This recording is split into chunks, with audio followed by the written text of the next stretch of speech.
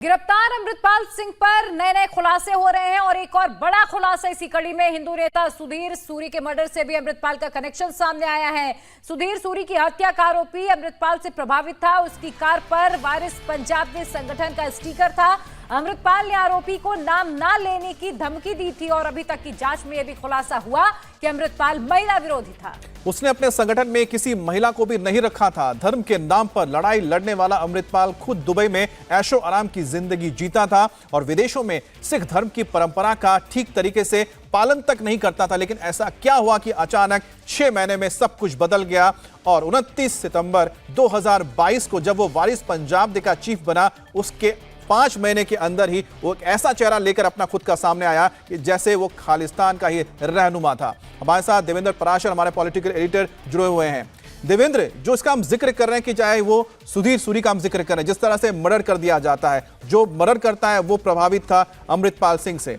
आखिरकार क्या वो प्लान कर रहा था अपने गैंग के साथ? ये खालिस्तान का मूवमेंट, पाकिस्तानी कनेक्शन, माफियाओं के साथ, ड्रग डीलर्स के साथ कुछ जो कनेक्शन था, क्या उसकी सोच थी? जैसे इस पार्टिकुलर केस की अगर बात करें तो सुधीर सूरी की हत्या से ठीक 4 दिन पहले अमृतपाल ने, जो एजेंसी हमें बता रही है, कि बाकायदा मोटिवेट किया था किलर को कि किस प्रकार से ये करना ज़रूरी है। और उसके बाद उसने उसको धमकाया भी था कि एक बार जब मर्डर हो गया तो उसके बाद सनी सिंह उसका नाम है, कि किसी हाल में मेरा नाम नहीं आना चाहिए। तो कुल मिलाकर कोशिश उसकी ये थी अमृतपाल की, और इसी एजेंडा के साथ वो वापस जब लौटा था तो इसी एजेंडे के साथ लौटा था कि एक तरफ आपको सिखों के अंदर धार्मिक भावना भड़कानी है, स्वाभिमान जगाना है। उस स्वाभिमान जगाने के लिए आपको एंटी इंडिया स्टैंड लेना है। जैसे भगत सिंह की मुखालफत करना, आप अंदाज़ा लगा सकते हैं कि पंजाब का कोई पंजाबी होगा और वो भगत सिंह की मुखालफत करने की सोच भी सकता है। पूरा देश भगत सिंह के लिए जान निसार करने को तैयार रहता है और वहाँ पे वो पंजाब पहुँचता है और भगत सिंह को लेकर तमाम तरह के सवाल खड़े करता है। वो बताता है कि उसके पीछे मकसद ये रहा होगा और उसके पीछे उसके आकाओं ने यही समझाया होगा कि आपको इंडियन प्राइड को ख़त्म करना है, सिख प्राइड को जगाना है और उसके लिए एंटी इंडिया स्टैंड लेना है। और उसमें जो 2 कम्युनिटी टारगेट किए जाने हैं, वो कम्युनिटी टारगेट किए जाने हैं आपको हिंदुओं को और क्रिश्चियन को, जिसका नतीजा ये था कि वो बार बार इन दोनों कम्युनिटी को लेकर ही आग उगलता था। और सीधा समझा जा सकता है कि किस प्रकार से पाकिस्तान में बैठे उसके आका ऐसे निर्देश दे रहे होंगे। कैसे वो कम्युनल विद्रोह पैदा करना चाहता था, उसकी बानगी भी दिखाई दी। जीडी बख्शी साहब डिफेंस एक्सपर्ट है, हमारे साथ जुड़ चुके हैं। सर, आपका बहुत स्वागत है। अमृतपाल सिंह की गिरफ्तारी बहुत बड़ी सक्सेस भारत के लिए, क्योंकि देश विरोधी गतिविधियों में लगातार अमृतपाल लिप्त पाया गया। क्या कहेंगे आप? बिल्कुल, देखिए साहब, ये जो खालिस्तान टेरर 2.0 रिवाइव करने का अभियान है पाकिस्तान की आईएसआई का, उसका K2 प्लान है और इसके साथ लिप्त हैं कुछ वेस्टर्न एजेंसीज, कनाडा में, यूके में और अमेरिका, ऑस्ट्रेलिया में भी। वहाँ का जो सिख डायस्पोरा है उसको उकसाने की कोशिश की जा रही है।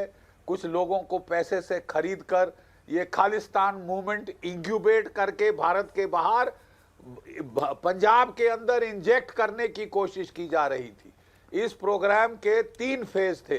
फेज 1, आईएसआई ने पंजाब को ड्रग्स से बिल्कुल इनंडेट कर दिया, एक सैलाब ड्रग्स का भेजा पंजाब के अंदर, क्योंकि वो जानते थे कि खालिस्तान मूवमेंट का अब कोई ट्रैक्शन नहीं है।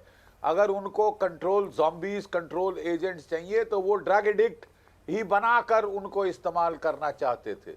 इस मुहिम में उन्होंने पंजाब की पूरी एक जनरेशन खलास कर दी, ख़त्म कर दी साहब, तबाह कर दी।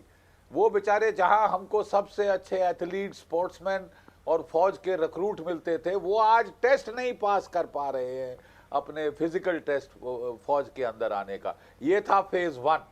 फेज 2 में चाइनीज क्वाड कॉप्टर्स, हेक्साकॉप्टर्स, ड्रोन्स के साथ उन्होंने धड़ाधड़ बॉर्डर फेंसिंग के पार आपके जो आर्म्स, एमिनेशन, हथियार, प्री फैब्रिकेटेड आईईडीज, फेक करेंसी और ड्रग्स पहुंचाने शुरू किए। फेज 3 में उन्होंने दुबई से एक ट्रक ड्राइवर अमृतपाल सिंह को रिक्रूट किया, जिसके बाल कटे हुए थे, जो हर किस्म का सिगरेट पीना, नशा करना और धर्म के बरखिलाफ बातें जो कर सकता था वो कर रहा था। उसको पैराशूट किया गया पंजाब में। To become Bhindranwale 2.0। और क्या उसने मुहिम शुरू की साहब कि मैं तो साहब जो ड्रग्स है इसके खिलाफ अभियान शुरू कर रहा हूं। अरे ड्रग किसने भेजी? इसके आकाओं ने, बिल्कुल आईएसआई वालों ने। एक डॉक्टर नहीं था। जीडी बख्शी साहब, आप जो ये सवाल इस वक्त उठा रहे हैं कि ड्रग से कैसे कनेक्शन सामने आया, इसी से जुड़ी एक बड़ी खबर अपने दर्शकों को बता देते हैं। अमृतपाल का ड्रग डीलर से कनेक्शन भी सामने आया है। दुबई के ड्रग डीलर जसवंत सिंह रोडे से कनेक्शन था। अमृतपाल सिंह का, जसवंत का भाई पाकिस्तान से ड्रग कनेक्शन को ऑपरेट करता रहा है। तो अब पाकिस्तान से भी कैसे कनेक्शन था? जो अमृतपाल लगातार ये बात करता था कि मैं चाहता हूं कि पंजाब ड्रग मुक्त हो, कैसे खुद उसका कनेक्शन ड्रग माफियाओं से था, अब ये भी खुलकर सामने आ गया। जीडी बख्शी साहब, आप बने रहिए। मेरे पॉलिटिकल एडिटर देवेंद्र पराशर भी हैं। देवेंद्र, मैं आपसे समझना चाहूंगी, जो कहता है कि मैं चाहता हूं कि युवाओं को मुक्त कराऊं, रिहैब सेंटर्स बकायदा बनाता है, ढोंग रचता है, लेकिन असलियत अब खुलकर सामने आ रही है। जी हाँ, बिल्कुल। और ये जो अपना रिहैब सेंटर भी बनाता था, दूसरे जो रिहैब सेंटर थे ड्रग्स के, उनके खिलाफ टिप्पणी करता था, उन पे अटैक करवाता था। तो मकसद सिर्फ ये था कि अपने संगठन के साथ युवाओं को जोड़े ड्रग्स के नाम पे। लेकिन अगर वाकई ड्रग्स के खिलाफ या उड़ता पंजाब के खिलाफ उसकी कोई कोशिश होती तो उसमें सबसे पहले वो महिलाओं को आगे रखता, क्योंकि हम सभी जानते हैं कि ड्रग्स से सबसे ज्यादा सफर अगर किसी परिवार में होता है तो उसका असर महिलाओं पे पड़ता है। उसके इस अभियान में महिलाएं दूर दूर तक नजर नहीं आती थी और सीधे सीधे समझ में आता था कि एंटी फेमिनिस्ट यानी महिला विरोधी उसकी जो सोच है, जो अपनी पत्नी के साथ एजेंसीज के लोग हमें बताते हैं कि बहुत सारी मारपीट की घटनाएं उसकी पत्नी के साथ आई है, या फिर दीप सिद्धू की जो पत्नी थी उसके साथ भी किस प्रकार की चीजें रही हैं। तो ये सारी चीजें वो एक कवर अप करने के लिए करता था कि अगर हमको ड्रग्स का माहौल बना के युवाओं को अपने साथ जोड़ना है तो पहले जोड़ लें और उसके बाद फिर उनको धर्म के नाम पर बरगलाएंगे और एंटी इंडिया जो एक प्रोपेगेंडा चलाना है उस प्रोपेगेंडा में उसका इस्तेमाल किया जाएगा। तो सिर्फ और सिर्फ एक टूल किट के तौर पे आप कह सकते हैं कि ड्रग्स की बात वो करता था और साथ ही साथ ये कहता था कि ड्रग्स पाकिस्तान से नहीं आता। आप अंदाजा लगाएं कि जो आईएसआई पंजाब में पूरा ड्रग्स बिछा रही हो उसको वो क्लीन चिट देता था और ये कहता था कि दिल्ली और हरियाणा से ड्रग्स आता है। इंडिया टीवी हर वक्त हर जगह डाउनलोड करने के लिए सर्च करें India TV news Google play store या ऐप स्टोर पर।